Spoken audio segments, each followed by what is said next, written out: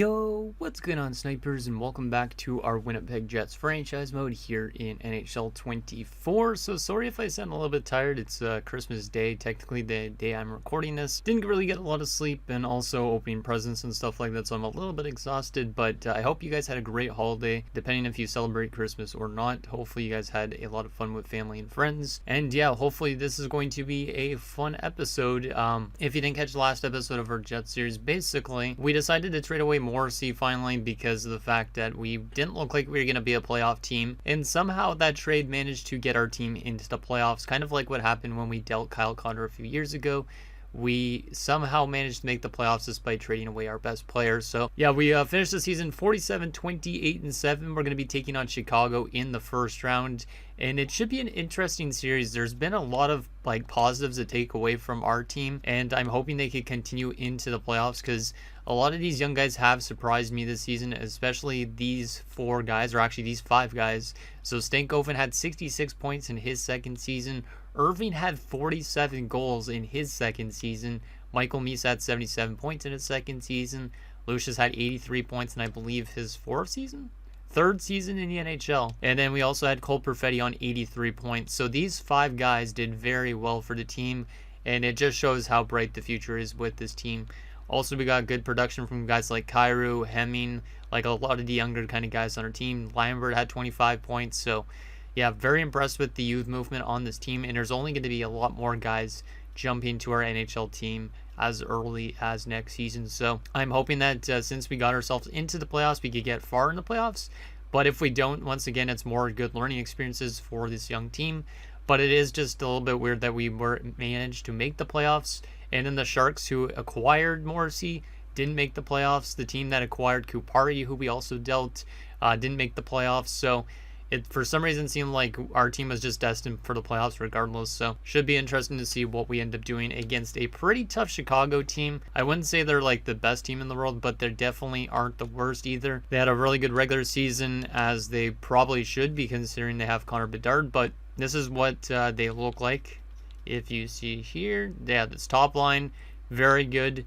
The center depth is pretty good in general. The winger depth is a little bit on the weaker side of things, but it's a lot better than some of the other teams we've seen in the series. I don't know how Sean Monahan got up to an 89, but I would assume he just got a lot of good statistical growth. And of course, we're going to be against Nick Ehlers, our former player. And of course, there's a couple other guys that are, well, one other guy that used to play with us, that being Connor Hellbuck in net. So they got the good goaltending. They got the very solid offense. They also got the very solid defense, as you can see. It shouldn't be, or should be, very hard for our team to win.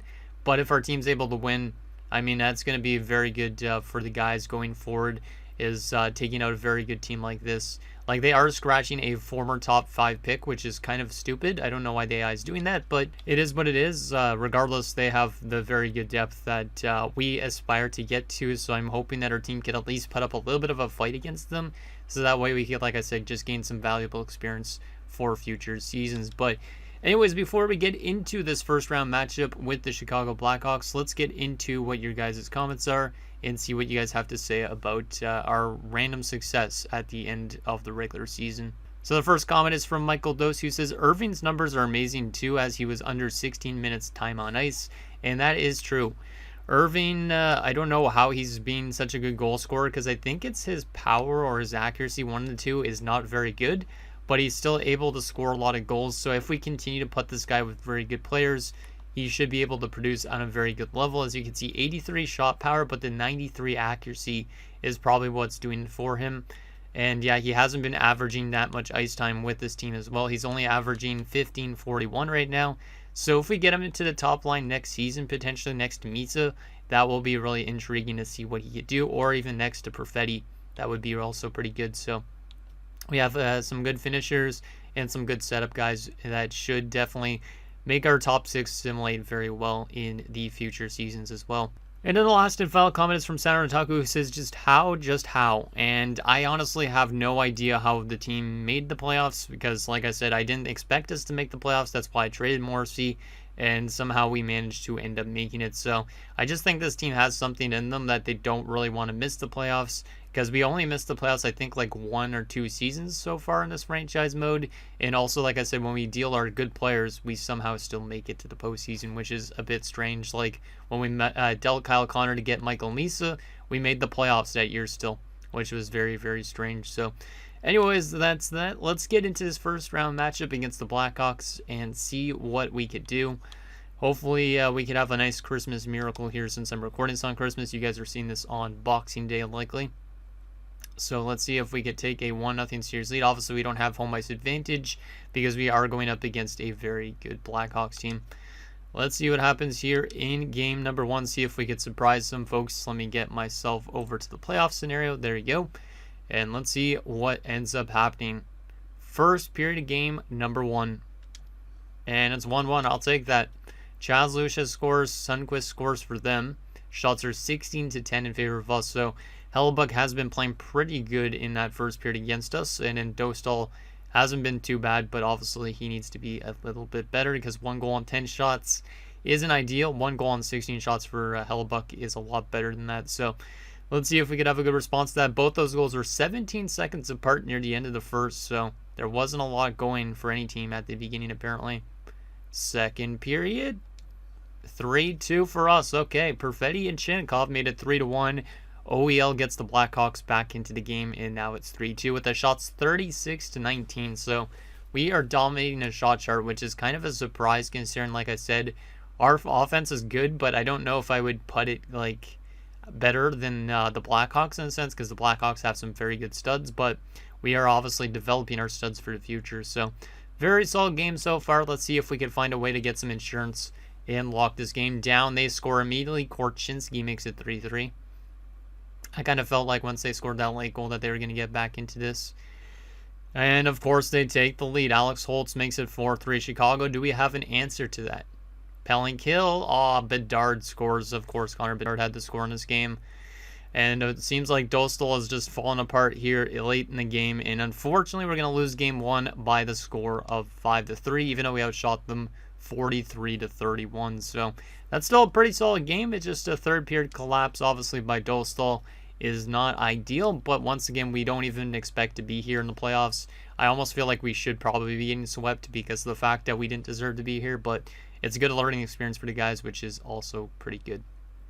So Lucius from Perfetti and Irving, Perfetti from Irving and Kyrou, and Chinikov from Michelli.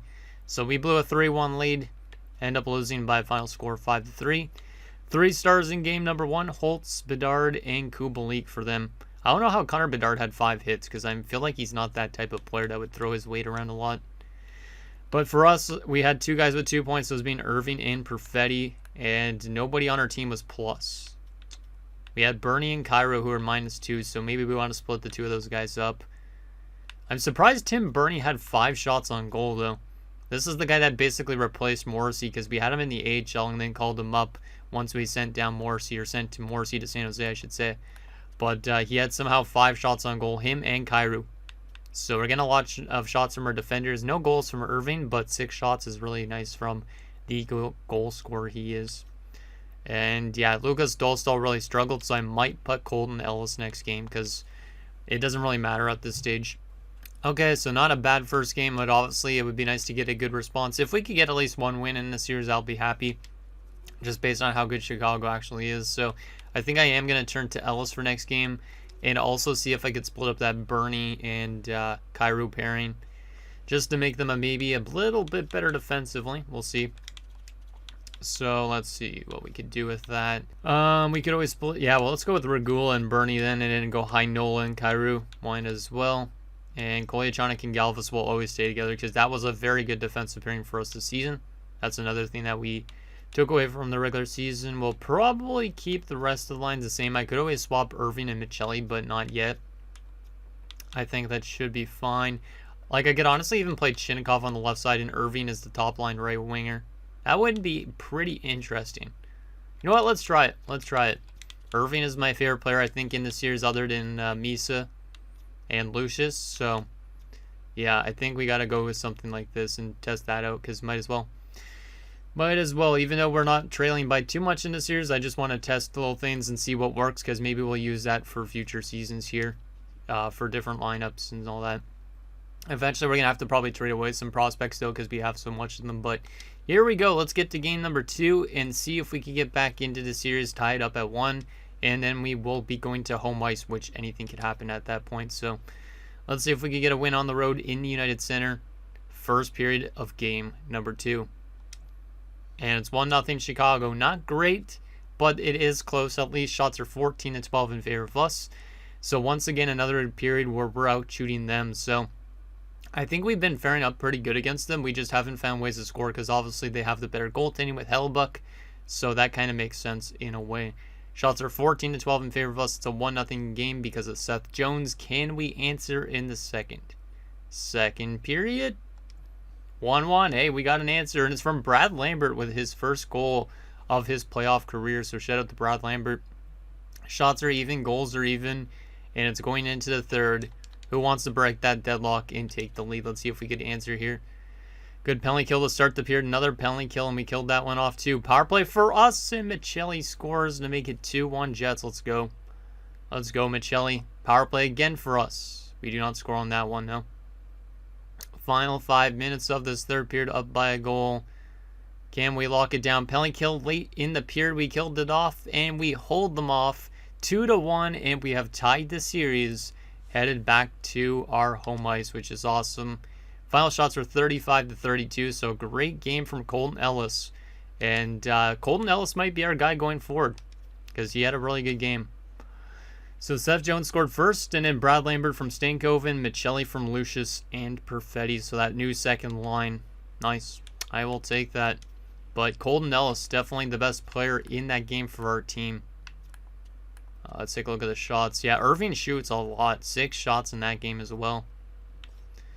And yeah, we'll likely keep Colton Ellis in net, because he was a brick wall in that second game. And he gets first star, Hellebuck the second star, and Michelli the third star. It seems weird seeing Hellebuck as the Chicago Blackhawks, since this is like the first time we've had to play him in a playoff scenario. Obviously, we got rid of him because we didn't need him really that much. I don't even remember what the what we got for him. I feel like Emil Hemming was part of it, but I don't remember exactly what we dealt to get rid of Hellebuck. Or what we got to get Hellebuck, I should say. Or no, got rid of Hellebuck for. I don't even know what I'm trying to say. Like I said, it's like I'm really out of it right now. I'm really tired, and I hope that I'm not sounding too dry here commentary-wise, but oh well.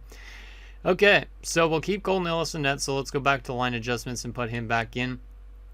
And I think we got to keep with our same forward group. Obviously, we didn't score a lot of goals, which isn't great, but playing good defensive hockey is first and foremost. So let's get Ellis back in.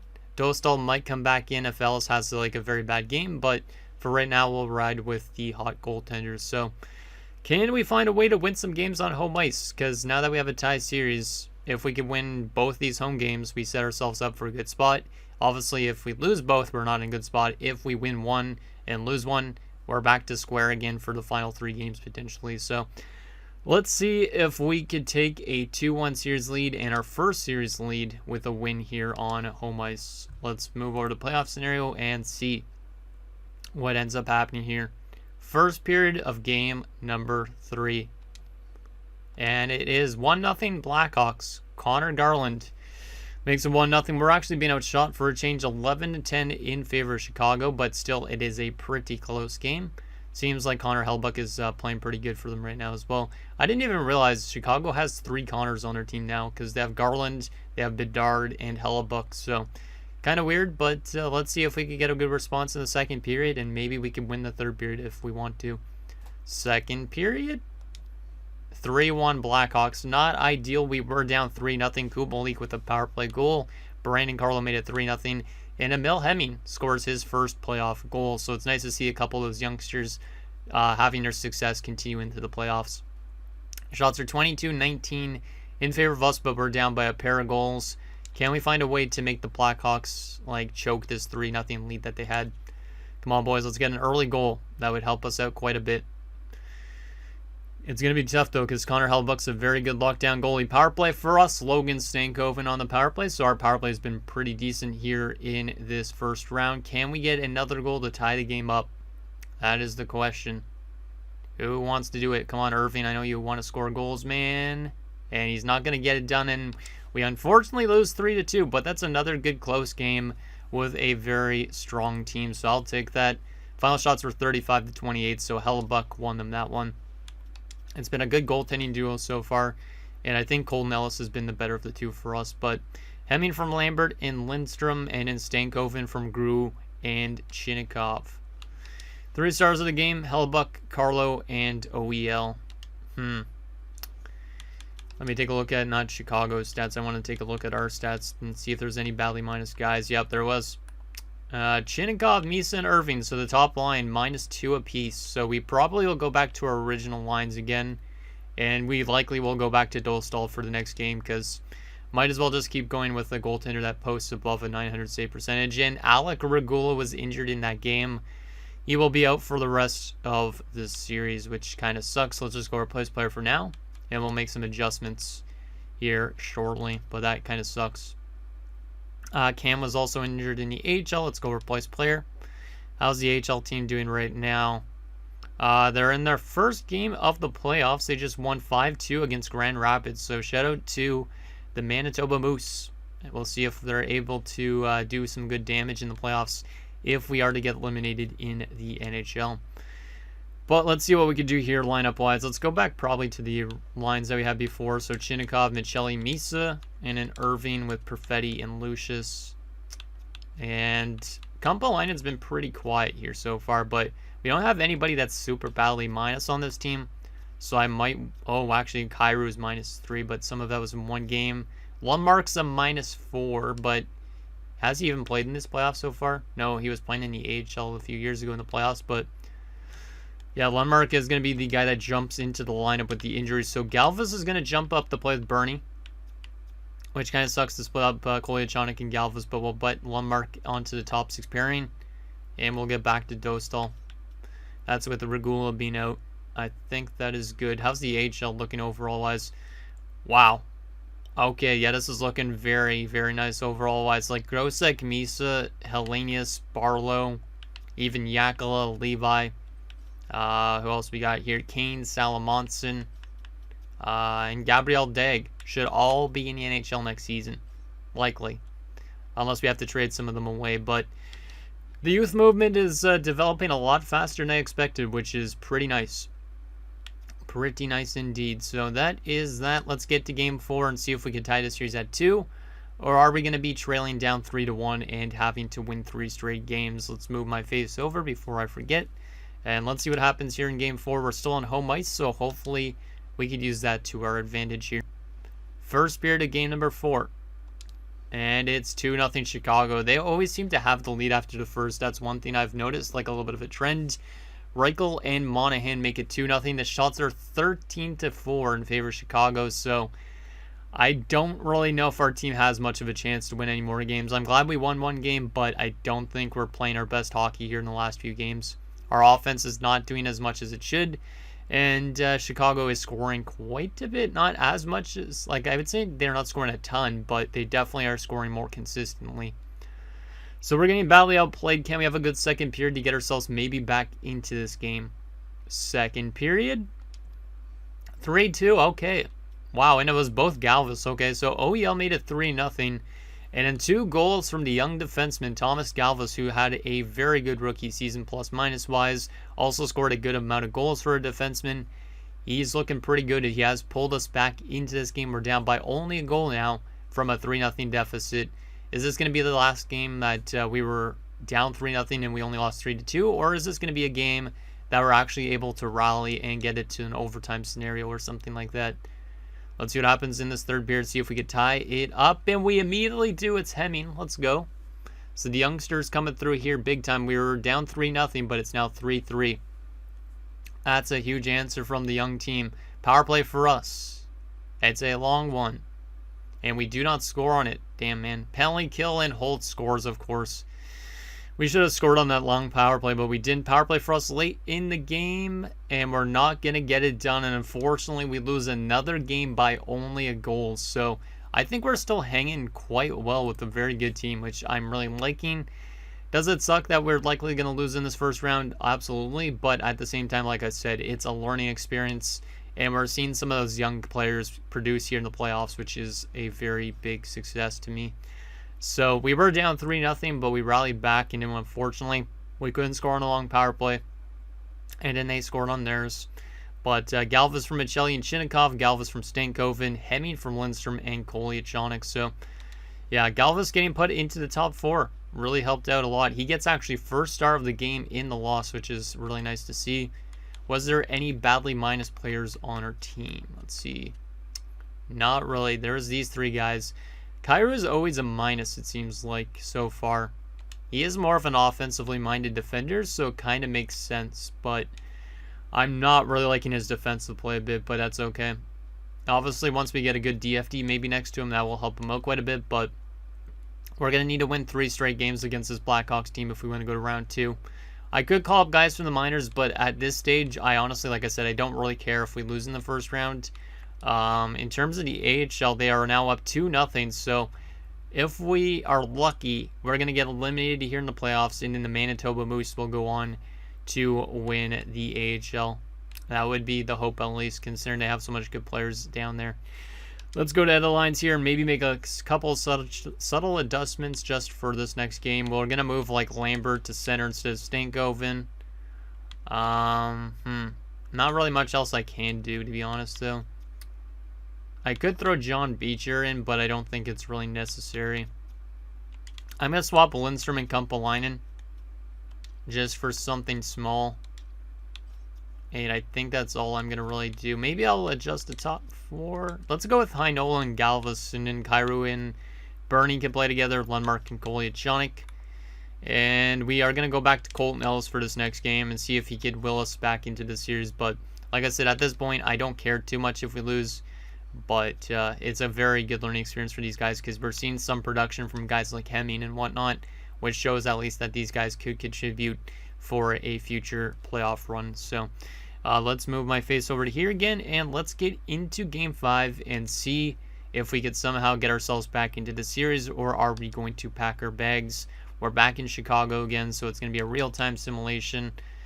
Let's see if we can win this game, or win this period at least first. And we do score first. Kumpalainen gets moved to the 4th line and immediately scores, but Cole Lind answers right back for them.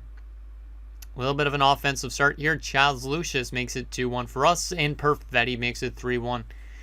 Good start to the period for us. Much better than prior games, because like I said, we usually get off to a bit of a slow start offensively. Bedard made it 3-2, and Ehlers makes it 3-3. Jeez, this is a crazy game. And Colton Ellis, not a great opening period, but not a good opening period for Connor Hellebuyck either. We scored 3 goals on 9 shots. They scored 3 goals on 13. I think that was Ehlers' first goal of the series. It might have been his second, but he has not really done too much against us, which is kind of nice. I don't like that we blew a 3-1 lead again, but let's see what happens in the second period, see if we can get that lead back. Power play for us. We don't score. Come on, boys. Let's get an answer here. Let's get an answer, since they had a couple answers of their own. Power play again for us. We do not score. And they get the lead. Alex Holtz, I kind of figured they were going to get the lead eventually. We haven't seen Irving score in the series, which is a bit problematic considering he had 47 goals. But like I said, it's a learning experience for the guy. He'll probably learn to score goals in future playoff runs. Shots are 28-18 in favor of Chicago. We're getting badly outplayed, but only down by a goal. This might be our last period of the season. Can we get ourselves to an overtime scenario potentially? Come on, boys. Let's get that next one. It's a very important one, and we do get it. It's Bio Gruel, who got thrown into the lineup, and he gets a power play goal. That's who drew in when we traded Kupari. That's a big goal from him. Power play again for us. We do not score on that one, and they get a late goal again. OEL makes it 5-4 Chicago. And that will be your final. We lose by 1 goal for the 3rd time, I think, in this first round. So, even though we're out in round 1, we hung around with them in almost every single game, I think. And the final shots were 36-31. But I'd say a very solid effort from our team, all things considered. Kumpelainen from Hemming and Galvis, Lucius from Perfetti, Perfetti from Misa and Lucius. Then we have Gruel from Irving. So Irving picked up an assist. He picked up, I think, 3 assists in the playoffs. Didn't pick up a single goal, if I'm not mistaken. But there is that. Let's take a look at our player stats and also, I guess, simulate up to the awards. Find out if our AHL team might win the Calder Cup or not. Because I think that's something that could potentially happen this year. At least I'm hoping for it to. But let's see what our players did this year. Like I said, I didn't expect us to win that first round, but it would have been nice considering I didn't expect to get into the playoffs to begin with. So let's take a look and see what we had going for us and what we didn't so much. So center-wise, Perfetti had 5 points, but was a -3, which is not ideal in the plus-minus, but that's okay. Lucius 4 points, Stankoven 3 points, Lambert 2. Like, everybody pretty much was picking up points. Michael Misa was probably the worst player on our team here out of the centers. I don't even know why he didn't score a single goal, but he didn't, and he was -3 after having like 28 goals and 77 points. He has been a very quiet playoff performer so far, but at least he should be learning for future years. That's my hope, at least. But 5 points in 16 games for an elite center is not great. Left wing wise, Michelli on 3 points, Grew on 2 points, and Lindstrom on 2 points. Like, Grew had more points than him and more goals. Right wing wise, Hemming had 3, Chinnikov had 3, and Irving had 3, but no goals from our 47 goal man. So definitely a few players maybe needed to step up a little bit more than they did, but I think Irving was just snake bitten because he was taking around 5 shots a game on average. So I think if obviously we would have gone to the second round and whatnot, he probably would have scored a couple goals in those series. And then in terms of defense, Galvis was good, 3 points and a +2. Kyrou was absolutely tragic defensively, -6 in 5 games. Yeah, Christian Kyrou, I like this guy, but he seems to be a bit of a defensive liability, at least at the moment. Once we find a good DFT to put next to him, maybe it would be better. Kolyachonok had 1 assist and was even 0. And then none of these guys picked up a single point. So we need a little bit more offense from our back end, which is probably something we're going to look at draft-wise. And then goaltending, Cole Nelson was the better of the 2 goaltenders, but that's okay. Okay, so will our AHL team find a way to win the Calder Cup this season, or are they going to be cheese considering they're a very good team that shouldn't necessarily be out of the first round or knocked out in the first round? We'll just go best lines because we're not even in the playoffs at this stage. So it looks like they get to round 2, which is good. So they took out Grand Rapids. Let's put Cam back in because Cam is supposed to be where Zhilikin is, I think it was, if I remember right. There's too much good players down there that it's hard to remember. So we'll get Cam back in there, and we'll go back to this screen and see if our AHL team can get a little bit of a boost with Cam in the lineup. They do get to the next round. Okay, so they're on to round 3. Come on, Manitoba, you got this. You got this. Can they win the Calder Cup? And I think they got eliminated now. Yep, they got eliminated because I didn't get a notification for quite a while. So the Tampa Bay Lightning win the Stanley Cup, and Utica has won the Calder Cup. Okay, let's take a look at the playoff tree and all that stuff. So Tampa Bay, the Stanley Cup champions, as they knocked out the Edmonton Oilers in 5 games. AHL-wise, our AHL team lost in 7 games to the Ontario Reign, who went on to lose in the Calder Cup Finals to the Utica Comets. So we were almost the best team in the Western Conference, but unfortunately, we do not get it done. Let me actually take a look at our AHL player stats here, playoff-wise, because I am curious on that.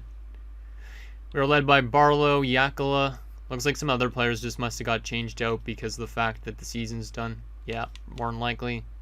And yeah, Gabriel Dag and Grant were both really good, so there is that. Let's take a look at the Stanley Cup winning Tampa Bay Lightning, because I do not know what their roster looks like at this stage. So Tampa, let's see, Point, Stamkos, Cirelli, Ruzicka was added. He's pretty good. Lundestrom also had a good playoffs. Dorofeyev was added. Max Comtois, Ty Cartier. Any other new additions? Blankenberg was brought in. Rasmus Ristolainen just won a cup, okay. Adam Larson, Adam Ginning, and goaltending-wise, Mackenzie Blackwood was also brought in. So there is Tampa. Let's take a look at those award winners and all that stuff. So Tampa, the Stanley Cup champions. Edmonton, the President's Trophy winners that lost in the Cup Finals. Austin Matthews, the Art Ross. Barkov, the Hart. McCarr, the Norris. Braden Point, the Lady Bing.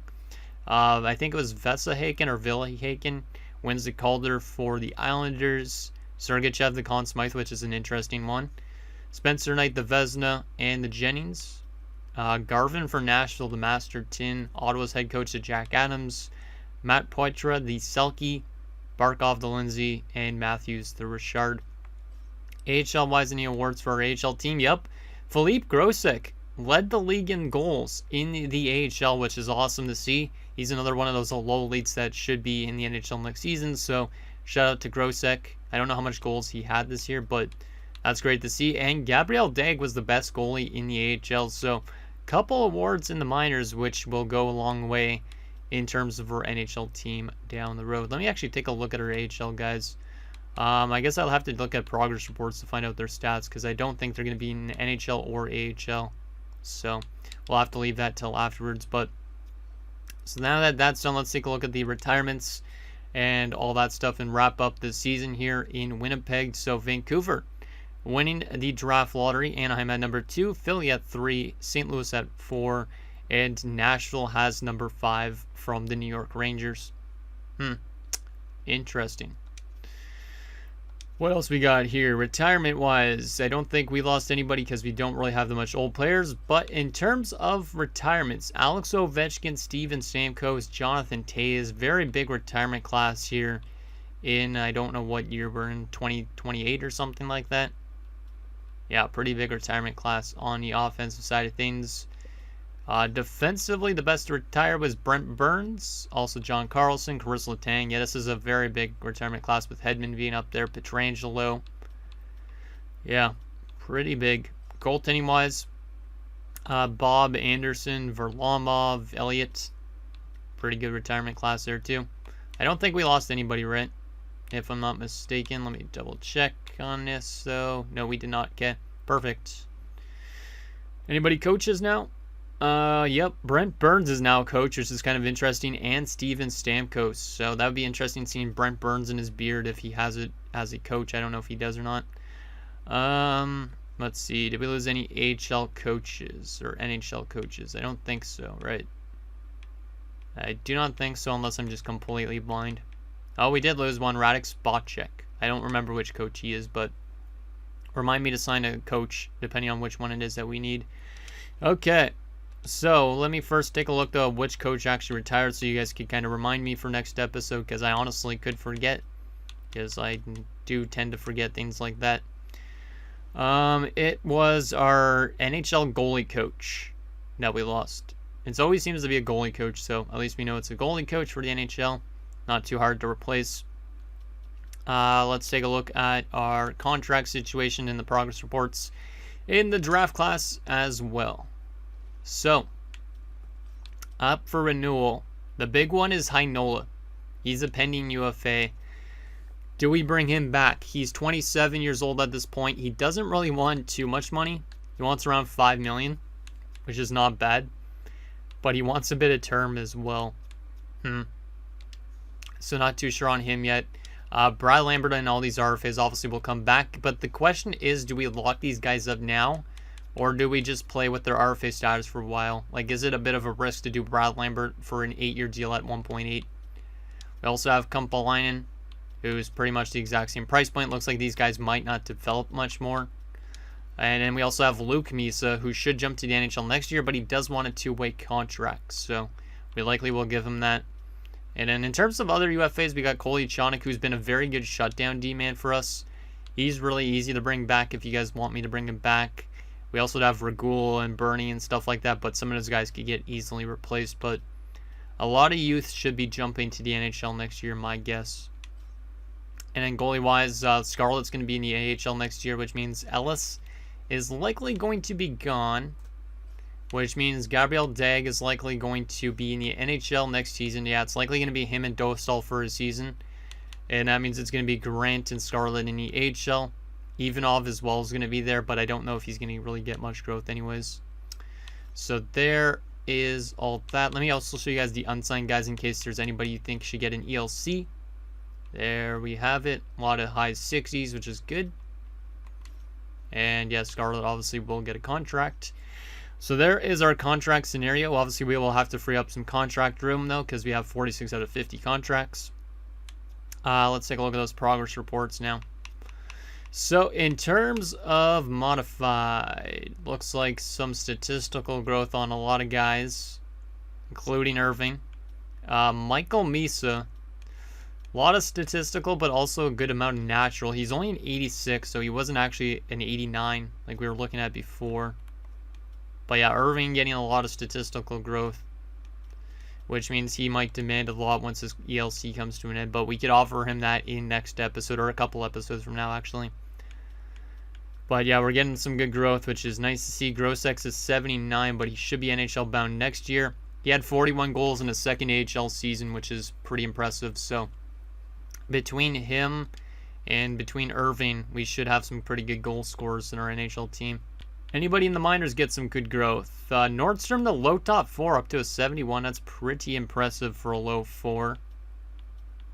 We also have Scarlett, obviously, to 67. We actually sort this by overall, make it maybe a bit easier. Yakula's a 78. Maybe we just throw this guy in the NHL at some point. We did acquire him from Nashville. He's a very good AHL player, but I don't know how much he's going to develop since he's only high top 9. Kane should probably be NHL bound soon too, being a depth defenseman. Kagorodov should be too. Like, we have a lot of guys that are very much on the cusp. Like I said, some of them we might have to trade away. Like, for instance, Cam's not really developing much. He's a 73 at 20, which is a little bit low. So we might have to look at trading him. Nilstorp isn't really developing that quick either. So a couple of, like, prospects wouldn't be a bad idea to flip away if they don't develop much. But obviously a lot of them could jump up soon too. But it is really good to see we're getting a lot of growth. I like that a lot. Okay, final thing, the draft class. Let me take a look at our draft board to see what picks we have again. So, we do have our own first, because obviously we have Rangers first from next year, which means if we would have acquired the one that they had moved for this year, I think, actually, did they make the playoffs this year? I don't even know. It might have been a high up lottery pick, but we do have their first for next year, I'm pretty sure. We also do have, anyways, our first, second. We have another second from the Rangers, actually, for this year. We have Winnipeg's third round, or actually our own third rounder, my bad. Nashville, we have 2 fourths as well. 5th, 6th, and a 7th. So we have an extra 4th and an extra 2nd. We could always try moving up in this year's draft if we really want to. But right now it's recommending us these prospects. We'll actually look at the draft class here shortly. But there is a top 4 potential guy that's going to be maybe an OFD. There's Reese Crawford, who's probably just a top 6. Actually looks more like a top 9. And Justin Rowe, who looks like a guaranteed top 6. So we're probably not going to get anything in spectacular with our pick, but you never know. Could always move up, like I said, and find ourselves maybe a good steal. But let's see what this draft class is looking like. Let's go by each position, maybe to make it a little bit more hands-on in a sense. So here's the top-rated goaltenders. This guy's likely a medium-only goaltender based on how high he's supposed to go. There's also LeBlanc, medium starter in George Kirka. So a couple of goalies in this draft are actually quite a few later on, mostly probably fringe starters, backups.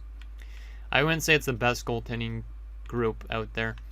From a defensive standpoint, we do have a decent amount of defenders. Tyler Eminger, who we were looking at before, is looking NHL ready for his position, which is interesting. I don't know if he's a medium elite, though. I feel like he's a medium top 4. Would be nice, but I don't think he's an OFD either. There's also Enquist, who's looking like 2 years out. Rick Finley, who we just saw. A couple potential medium elites. Ooh. This guy's not even supposed to go to early second round. He's likely a low late. NHL ready as well. Maybe he's a top 4, that's 78 overall. But Jimmy Scarlett looks very good. Yeah, he looks very good. And we have a goaltending prospect with the last name Scarlett too. So Jimmy Scarlett might be honestly one of our picks for our defensive prospect pool. We also have Jonas Emmerich, who's looking actually pretty decent too. I'll pin both of them. We might honestly try and get ourselves a lot of good defensive prospects this year. Rory Del Rio, 4 years out, listed as a gem as medium 4. Bid him as well because we might as well. Any low leads defensemen that we could pin as well? Not guaranteed, but Louis Vara might be one. Hard to tell though. Rantanen might be, but he might be a low 4. No guarantees on that front. Yeah, I think this might be an okay draft class for us to build up our defensive core, which is nice. Because we already do have a lot of offensive prospects. This is the projected #1 pick. He's a right winger, Braden Hughes. Obviously, we're not going to move up to a top pick, but still. There's also Jeff Lashoff, Shane Collins. But considering we're drafting late first round, we're likely going to get stuck with the top 6 forward if we want to draft forwards. Sheldon Hopkins might be decent. Any guaranteed low lead right wingers? No. I don't think so. Actually, maybe. Oh, there's one. Arthur Jaquizi. What a name. So this guy should probably be one of our late picks, which is good. Always nice to find those late round low leads. And I think that's it on that front. Let's take a look at left wingers. Petri Sikola. Serge got it. Not as much good left wingers, it looks like. There is a guy named Dadonov, which is funny, though. Who looks actually pretty good for his spot. Might be a high overall. The question is there any good steals, though? Might be a gem here in Chris Cornett. We'll pit him as well, since he's listed as a gem. This 2-2 guy looks okay, too, but... Let's sort by potential. Any low leads that we could potentially grab? Yes, another guaranteed few low leads. So this draft class is looking pretty good. Ludwig Enroth, 5 years out. We also have Quentin Eberle, who's also 5 years out. Holland might be a low lead, but tough to tell on some of these guys. Yeah, this draft class is one of those ones that I would like to have in my draft to glory at some point. Okay. And in terms of centers, Yanni Kavisto, the projected #1 center. But yeah, it's not as good in terms of centers in this draft. There is a guaranteed low lead, though, for the second round. Jamal Hurd. Okay. Might be a low lead here. And Joaquin Gertzen, which is a crazy name. Sean Hughes. Sounds like the most white guy ever. Any low leads other than Hurd does not look like guaranteed wise there isn't. Doesn't mean that there isn't though. But yeah, this looks like a pretty good class. If we look in total at the guys that I pinned, you can see there's a bunch of guys that could be low leads here. Like if we sort this by potential, actually not by potential.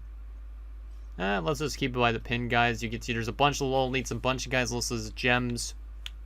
I think we're going to find ourselves something decent in these drafts, and hopefully also in the later rounds to build up that prospect pool. But anyways, guys, that's going to do it for this episode of our Winnipeg Jets franchise mode. So in next episode, we'll take it to the draft and re-sign stage as we look to address our defensive prospect pool.